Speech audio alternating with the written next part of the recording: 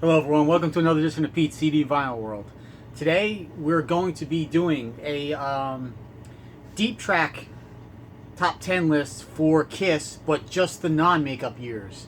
We kind of felt like with the makeup years, like there wasn't really any deep tracks until you get to like Dynasty Unmasked, The Elder.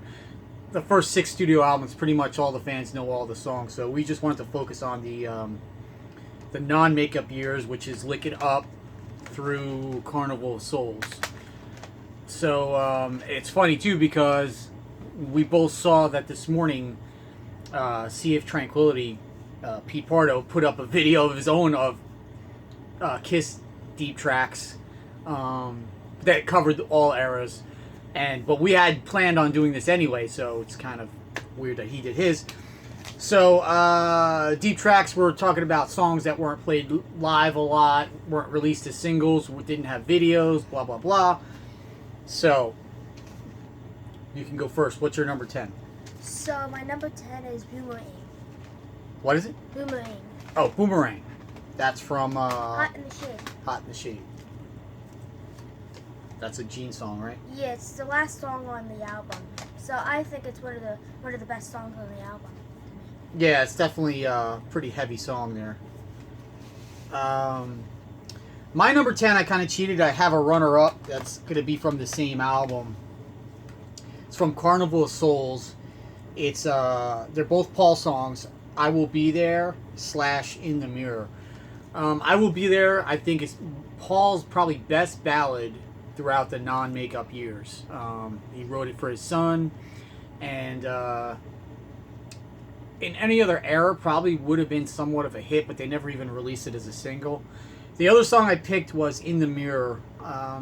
Pretty good rocker. You know, this is known as like their attempt to be grunge-like, but to me, only a couple songs were like that. The album is more darker metal, but I wouldn't say it's grunge. Like I couldn't picture a grunge band doing a song like Hate or In My Head or Jungle. So people say this is grunge, but I don't think so. Also, I thought my list would be dominated by Gene songs, but it's 6-4 basically Gene to Paul, because in my opinion, throughout these non-makeup albums, the best Paul songs were the ones released as singles and popular. Gene didn't have any singles released during the 80s. His last single was I Love It Loud on Creatures of the Night, and then the next single released for Gene with a video was Unholy. So he went through like a 10-year period where no songs or videos were released with Gene on vocals. And a lot of people don't realize, even though Paul was the frontman throughout the 80s, the albums were still half Gene, half Paul songs. So, what's your number 9? My number 9, it comes off of Hot in the Shade. Again? Betrayed. It's Betrayed. The second song off of Hot in the Shade. It's like one of the best Gene songs of the 80s. Yeah, definitely. I'm surprised they didn't release that one as a single. They did play it live a couple times in the beginning of that tour. They did a small club tour, but beyond that, they never played it live. My number 9's from the same album, Hot in the Shade. It's The Street Giveth and The Street Taketh Away. One of the best Gene... Like, I think... Everyone talks about Revenge as the album that Gene came back and was a strong songwriter and all that. But besides Unholy, I think the Gene songs are actually way better on this. And The Street Giveth is one of those songs. Again, I think there's 2 types of Gene songs. There's half the songs are about sex, and then half the songs are about doing what you believe in, believing in yourself, doing what you want. Street Giveth and Street Taketh Away is about having street smarts and, you know, that type of thing. So, again, one of the songs that nobody knows, but it's a pretty good song. Number 8. Any Way You Slice It. Any Way You Slice It. That's from Asylum. Asylum. I think that's second song off the album. I got into that song recently, like a couple weeks ago. But I just heard it, and it was really good to me. Yeah, they actually, believe it or not, they did play that live at least once or twice in the beginning of that tour, along with King of the Mountain. But yeah, they dropped it quickly after that. My number 8 is from Lick It Up, and it's the song "Not for the Innocent."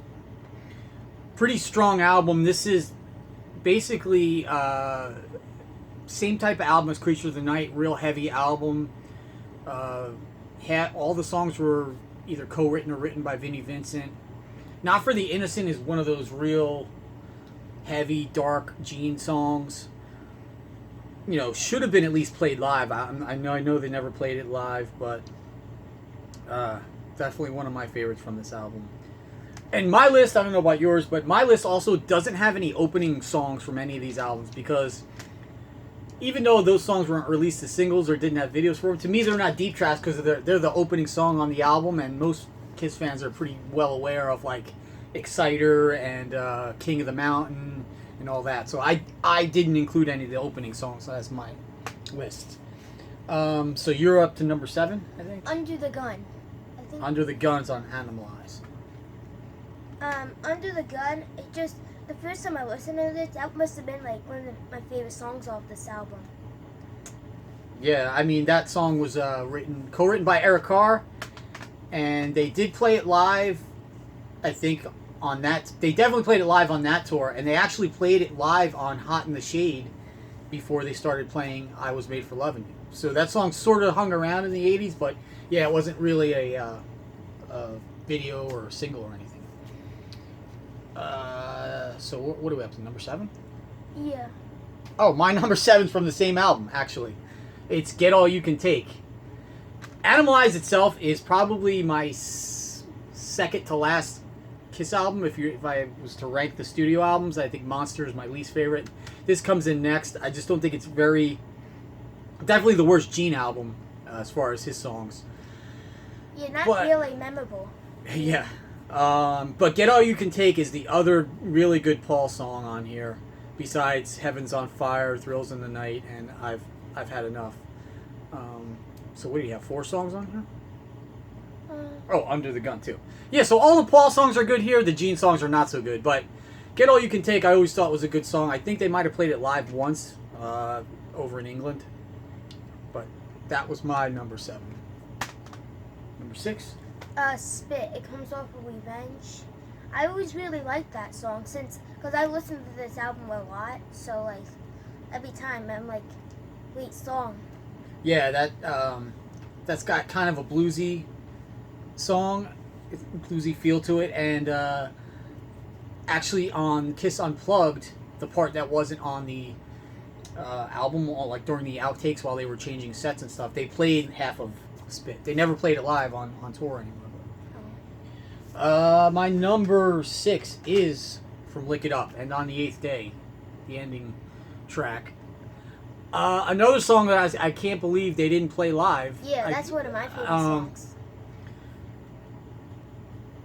Kind of like, well, it's another song about rock and roll, and On the Eighth Day, God created rock and roll. And yeah, never mentioned really by even the band at the time when this came out. So yeah, surprised. That's like my top 3 songs off this album. Did it make your... Well, don't tell me if it made your list, but... Anyway, that was my number 6, so you're number 5. Masters of Slave off of Carnival of Souls. Master and Slave? Yeah, this song combined Paul and Gene, because like Gene sings a minute of the song and Paul sings a minute of the song, so it's like... Yeah, there's not too many of them. So those are cool. Yeah, there isn't too many songs where Gene and Paul trade off vocals. Yeah. I'm trying to think. Even co-write. They co-wrote Strutter and Let Me Go Rock and Roll, and I think something on one of the later albums they co-wrote together. Well, God Gave Rock and Roll to You. They traded verses back and forth. But yeah, that's not something they do very often. So now my number 5 is off of Asylum, and it's the song Secretly Cruel. I think it's a pretty good Gene song. I think it could have been a video. If you listen to the lyrics, they could have made a pretty cool video out of it. Other than that, I'm not crazy about the other Gene songs on here. Anyway, you slice this, okay. Trial by Fire, a lot of people like that one, but I think Secretly Cruel is the best Gene song off of here. I always like that one. My number 4 is Love's a Slap in the Face, and I think that comes off. Yeah. Hot in the Shade. Yeah. I like that song a lot because Paul sings it. No, Gene sings. Oh, yeah. That's a Gene song. It's just a really great song. And my number 4 comes off Crazy Nights. Hell or High Water. Again, I think it's another song that could have been made into a video and released as a single. I think this is Gene's strongest non-makeup album as far as songwriting goes. He's got 4 songs. No, Hell or High Water, Thief in the Night, and Good Girl Gone Bad, and they're all really good. This is the album, too, where he got rid of that high-pitched growling voice. He started with Lick It Up. It's like he started, for some reason, singing in this growl during, on Lick It Up through Asylum. I don't know if it was to make him sound tougher or meaner, but it's kind of odd. Once he took off the makeup, they started doing that. This album, he started singing again in his normal singing voice, which is actually pretty clear, and he's got a decent singing voice, actually. He's one of my favorite bass players that sings. Yeah. Definitely. But off of this album, my favorite Gene one is probably Hell or High Water. I turn on Thief in the Night and Good Girl Gone Bad almost made my list, but those are great songs too. Mine comes off Hot in the Shade. Is that your number 3? Yeah. Silver Spoon. Silver Spoon? And it's the That's a Paul eighth song. It's a really good song. Every time I hear that, it's a great song. A lot of people like Silver Spoon off Hot in the Shade. I personally, I only like the Paul songs, the 3 singles off of there: Rise to It, Forever, and Hide Your Heart. The other Paul songs on that album, I'm not really crazy about, including Silver Spoon. Just not one of my favorites. My number 3 is actually off the same album. It's the one you mentioned already, Betrayed.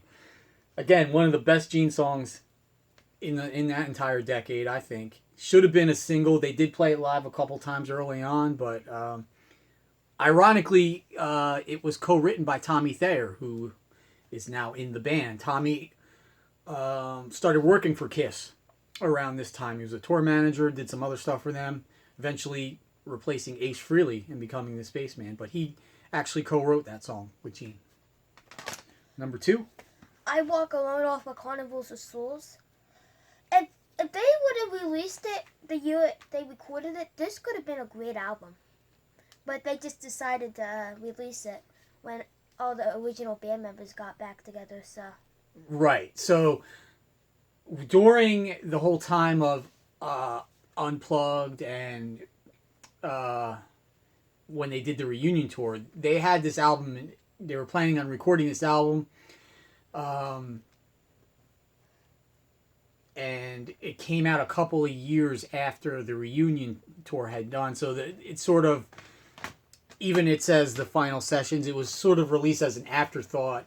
I Walk Alone was the only song sung by Bruce Kulick during his time in Kiss. And yeah, that's a pretty good song. I like that song a lot too. My number 2 is from Revenge. It's Heart of Chrome. Probably my favorite Paul song off of this album. Not one of my favorites. It was one of them that was co-written by Vinnie Vincent. He came back to co-write a couple songs on here. Yeah, it's got a really great solo from Bruce. Never played it live, I don't believe. Yeah, definitely not. But yeah, that's my favorite Paul song off of this album. My number 1 is number 1 comes off Crazy Nights, Thief of the Night. The last song off this album, it's a great song. Paul sings it, it's a great song. The vocals on that song is really great. Yeah. So, yeah, let me see. Thief in the Night. Yeah, that's the one that Gene had written, and if you remember, Wendy O. Williams from the Plasmatics did a solo album, I think, in the mid-'80s, and she actually recorded that song.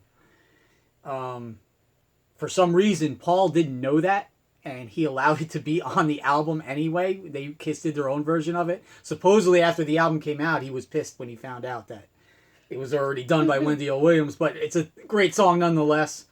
Got a great Bruce solo too. And my number one's off the same album. It's I'll Fight Hell to Hold You from Paul Stanley. Great song. Great solos from Bruce. One of his best vocal performances, I think. I don't know why they didn't release it as a single or play it live. Well, I kind of know why they didn't play it live. It's probably difficult to play live, but yeah, I think that one should have got more of attention. It's sort of known. Even Kiss fans that hate this album pretty much all like that song at least. So you got any that didn't make your top 10 you want to mention? No, but I just want to say something real quick. If Kiss didn't release Dynasty, all these deep tracks would be hits. So, you know. Well, I don't know about that. What do you mean if Kiss didn't release Dynasty? Well, like release Unmasked, because. Oh yeah. Well, by the time Unmasked came out, Kiss were like in the U.S. If they didn't like release that album, all these songs would have been like singles. Maybe some of them should have been singles. Yeah. I got a couple to mention. 2 from Lick It Up that I didn't mention. Exciter, because it was the opening track, and A Million to One. I think A Million to One is probably the best song on here. I didn't include it as a deep track because most Kiss fans consider that the best song on the album. And Paul actually played it live on his solo tour about 10 years ago, so I didn't include that. Good Girl Gone Bad and Thief in the Night from Crazy Nights, again, 2 Gene songs. And also Tough Love from here, the other Paul song that's really good. And I didn't mention the opening track to Carnival of Souls, Hate. I think that's a really killer Gene song, similar to Unholy, but a little bit faster. Yeah. So that's it. That's our top 10 deep tracks of Kiss non-makeup years. If you've got 5 or 10, let us know in the comments. Other than that, if you like these videos, please subscribe, and I'll talk to you later.